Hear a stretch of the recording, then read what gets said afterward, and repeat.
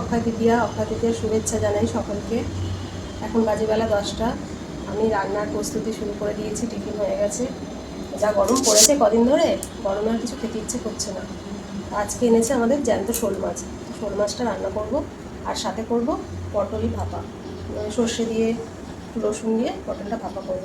সবজিগুলো আগে কেটে নিই।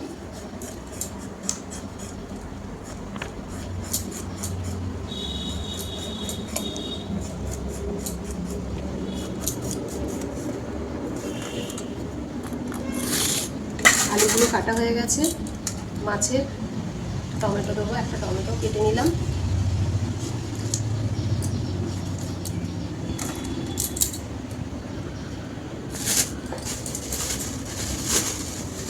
দেখুন বেলা 10টা বাজবে না বাজতে বাইরে কিরকম রোদ এসে গেছে। রোদের যা তাপ, রোদের ঘর থেকে আর কোথাও বেরোতে ইচ্ছে করছে না, মনে হচ্ছে ঘরে চুপচাপ শুয়ে থাকে। তিন্নি এখন ঘুমাচ্ছে, তিন্নিকে তুলবো, কাটাকুটি হয়ে গেলে আগে তিন্নিকে স্নান করাবো, খাওয়াবো, তারপরে আমি রান্না করতে যাব। আর এখন গ্যাসের যে ক্রাইসিস হয়েছে, একটা গ্যাস বুক করলে 25 দিন 30 দিনের আগে একটা গ্যাস দিচ্ছে না। এমনিতেই তো আমি কাঠে রান্না করি, কিন্তু যদিও কখনো ইচ্ছে হয় যে আজকে করবো না, গরম লাগছে, গ্যাসে করি, কিন্তু এখন কদিন ধরে যা গ্যাসের ক্রাইসিস হচ্ছে, এখন আর গ্যাসটাকে যত কম খরচ করা হয় ততই ভালো। এবার মশলাটা করে নেবো।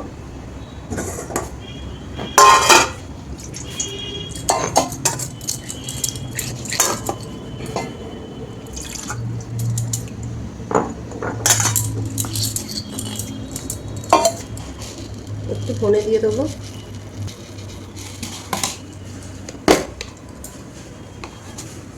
জিরে দেবো,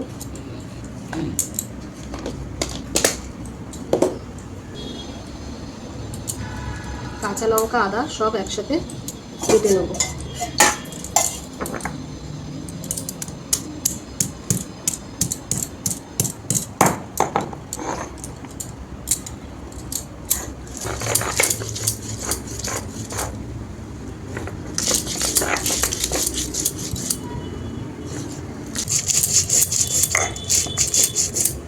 শিলনোড়াটা দেখতে খুবই ছোট, কিন্তু ভীষণ ধার। মিনিটের মধ্যে মশলাগুলো মিহি হয়ে যায়। আদা জিরেটা বাটা হয়ে গেছে, তুলে নিলাম।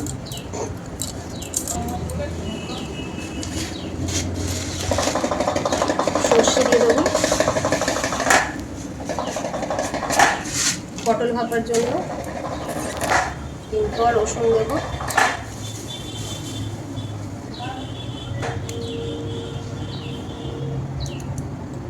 তিনটে শুকনো লঙ্কা দেবো। আমাদের বাড়িতে আবার ঝাল কেউ বেশি খেতে চায় না, তাই ঝালটা পরিমাণ মতো দিতে হবে। যদি ঝাল একান্ত না হয় পরে একটু শুকনো লঙ্কার গুঁড়ো দিয়ে দেবো।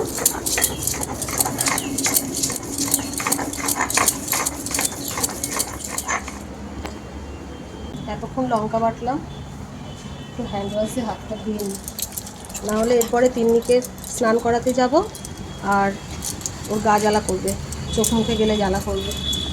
আগে ওকে স্নান করাবো, খাওয়াবো, তারপরে আমি রান্না করতে বসবো। বাইরের ওয়েদার দেখে মনে হচ্ছে বেলা 12টা 1টা বেজে গেছে, আদৌ কিন্তু তা না, সবে বাজে 11টা।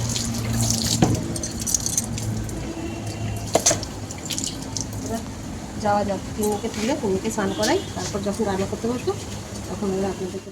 এবার আমি রান্নাটা বসিয়ে দিই। উনুনটা ধরিয়ে কড়াইটা বসিয়ে দিলাম, কড়াইটা একটু গরম হোক। সব জোগাড় করে নিয়েছি একে একে উনুনের পাশে, তাহলে আমার রান্না করতে একটু সুবিধা হবে, না হলে একবার উনুন ধরিয়ে ফেললে বারবার করে ঘরে যাওয়া যায় না, খুব অসুবিধা হয়। এই দেখুন, এই যে সবজির খোসাগুলো আমি কেটে গুছিয়ে রেখে দিয়েছিলাম, একটু ফেলিনি। এখন এই খোসাগুলো আমি সার বানাতে নিয়ে যাবো।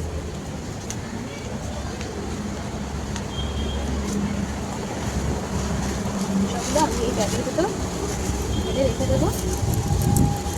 এইটা পচে জৈব সার পরিণত হবে, সেইটা আমি গাছে দেবো। আর দেখুন ছাগলগুলো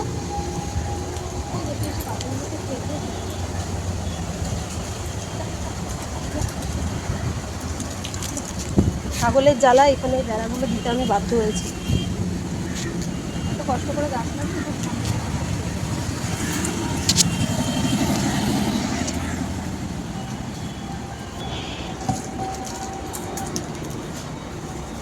কড়াইটাও গরম হয়ে গেছে, নুনটা ভালোই জ্বলছে। মাছ ভাজার জন্য কড়াইতে আমি সর্ষের তেল দিয়ে নিলাম।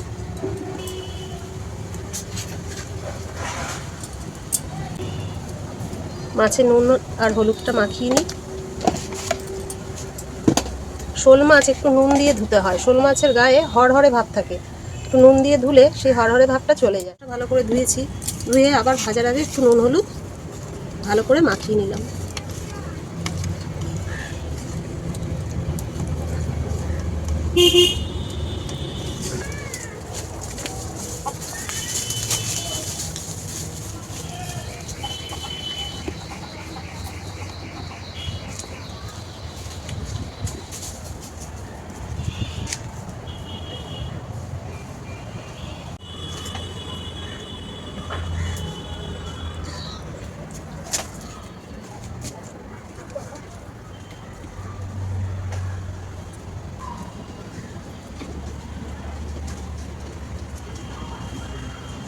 কড়াইটা ভালো করে গরম করে নিই, না হলে মাছগুলো দিলে কড়াইতে মাছগুলো সব উল্টাতে গেলে ভেঙে যাবে।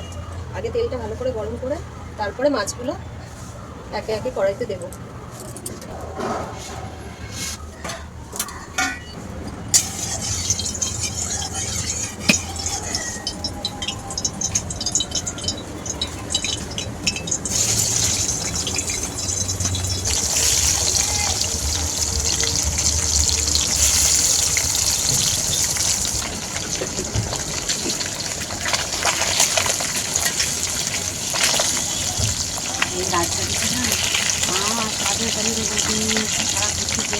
সেই টুমটো কথা কথা শোনো।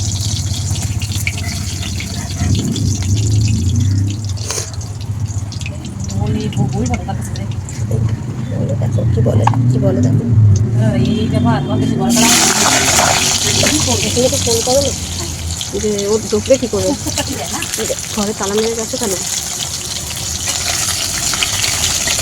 এবার আলুগুলো দিয়ে দিলাম, এবার একটু নুন দেব, হলুদ দিলাম, দিয়ে ভালো করে আমি মশলাটা আলুর সাথে কষে নেব। এবার একটু জল দিয়ে দেব, জল দিয়ে আবারও মশলাটা আর একটু জলটা টানাবো, ঢাকা দিয়ে। ঝোলটা হয়ে এসছে, এবার আমি মাছগুলো একে একে ঝোলের ভিতর দিয়ে দেবো, দিয়ে একটু ফুটে গেলে নামিয়ে নেব।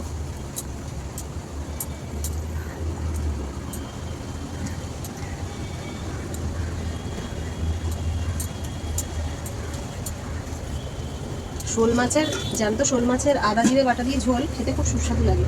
আজকে তো অক্ষয় তৃতীয়া, তা আজকে তিন্নি তিশার বাবা হালখাতা করতে যাবে, চালের দোকানে হালখাতা আছে, চালের দোকান থেকে কার্ড দিয়েছে, তিন্নিকে একটু সাজিয়ে গুজিয়ে দেবো। আমার মাছের ঝোলটা মনে হয়ে গেছে, এবার আমি ঝোলটা নামিয়ে নিই।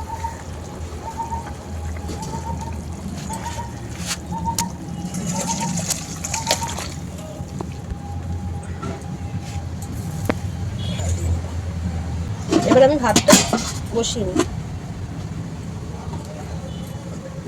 এই হাঁড়িটা যখন নতুন অবস্থায় ছিল তখন হাঁড়িটা আমি রোজ মাটি মাখাতাম আর রোজ পরিষ্কার করে মেজে পরিষ্কার করে নিতাম, কিন্তু এখন হাঁড়িটা রান্না করতে করতে অনেকটাই পাতলা হয়ে গেছে দেখুন, তাই জন্য আর নিচটা মাজি না, নিচটা কালি ফেলে দিয়েছি।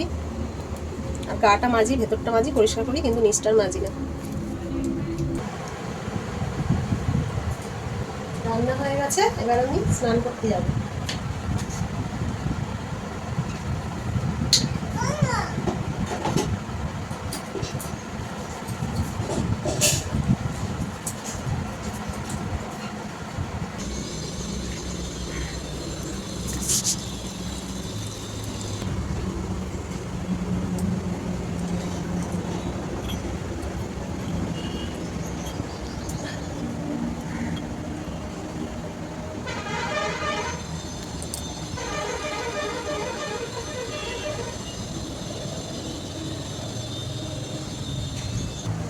তাহলে আমার পুজোটা দেওয়া হয়ে গেল। এবার আমি ভাত মাখতে যাবো। আমার শ্বশুরমশাইকে আগে খেতে দিইনি, তারপরে তিন্নিকে খাইয়ে আমরা খাবো। ওনার খেতে তো অনেক টাইম লাগে।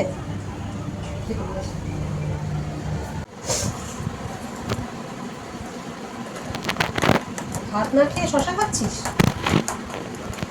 তিন্নি দেখুন এক থালা শশা নিয়ে খেতে বসে গেছে। খেতে পারে না তিন্নি, ও নিয়ে নিয়ে সব কটা শশাতে একটা করে কামড় বসাবে আর রেখে দেবে, একটাও খাবে না, ফেলবে, এদিক ওদিক নোংরা করবে। আবার না দিলে আবার বায়না করবে, ওই জন্য বাধ্য হয়ে দিতে হয়। এই শশা দিয়ে বুলিয়ে বুলিয়ে আমি এখন ওকে খাওয়াবো। খেতে তো মোটেই চায় না।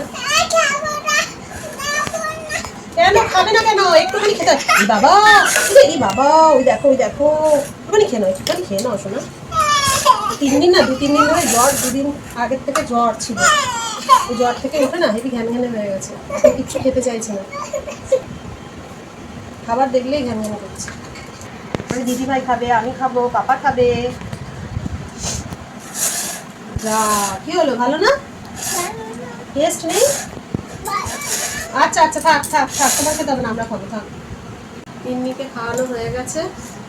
আসলে ওর এখন তো দাঁত, মানে সব কটা দাঁত মারিয়ে ওঠেনি, অল্প কিছু দাঁত উঠেছে সামনে, ও চালিয়ে খেতে পারে না, তাই একটু মিক্সিতে এখনো ভাত টেস্ট করে তারপর খাওয়াতে হয়। আর আমরা যখন খেতে বসি তখন আমাদের সাথে একটু একটু করে দিই, তার অভ্যাস হয়ে থাকে।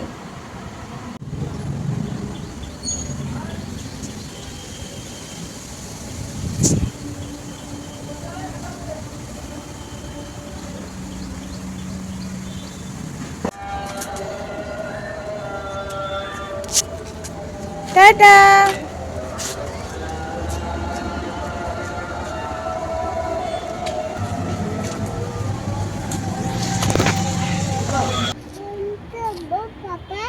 হ্যাঁ, পাপাকে ফোন করছো? আমার হাতে ফোন কোথায়? হাতে তো ফোনই নেই। মিচিমিচি ফোন করো, মিচিমিচি ফোন করো। না জল, ওখানে জল বাবা, যায় না। মিচিমিচি ফোন করো, মিচিমিচি ফোন করো। করবে না, করবে না, না মিচিমিচি ফোন করো পাপাকে, ফোন করো। আরে পাপা, তুমি তাড়াতাড়ি আসো, আমাকে ঘুরতে নিয়ে যাও, বলো না, তাড়াতাড়ি বাড়ি আসো, আমাকে ঘুরতে নিয়ে যাও।